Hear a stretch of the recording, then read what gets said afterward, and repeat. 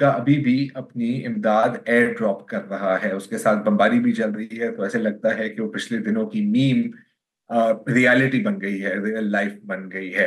امریکہ کی جو امداد ہے وہ بھی جان لیوا ہے۔ اب تک 5 لوگ، غزہ کے 5 لوگ شہید ہوئے ہیں جب پیراشوٹس نہیں کھلی اور وہ ایڈ کے ڈبے ان کے اوپر گر گئے۔ ان میں سے 2 بچے شامل ہیں، ایک کا نام ہے محمد حسن مقداد۔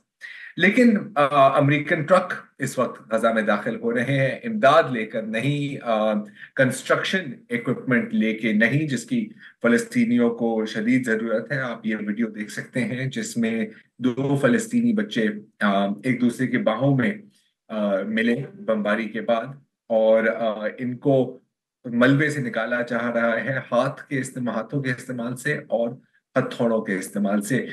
امریکن ٹرکس میں امداد نہیں ہے، ان میں کنسٹرکشن اکوپمنٹ ہے، تاکہ ایک بندرگاہ بنایا جائے، جس سے امریکن صدر بائیڈن کا کہنا ہے کہ 60 دن میں یہ تیار ہو جائے گا، اور اس سے پھر امداد ہی امداد ملے گی غزہ کے لوگوں کو۔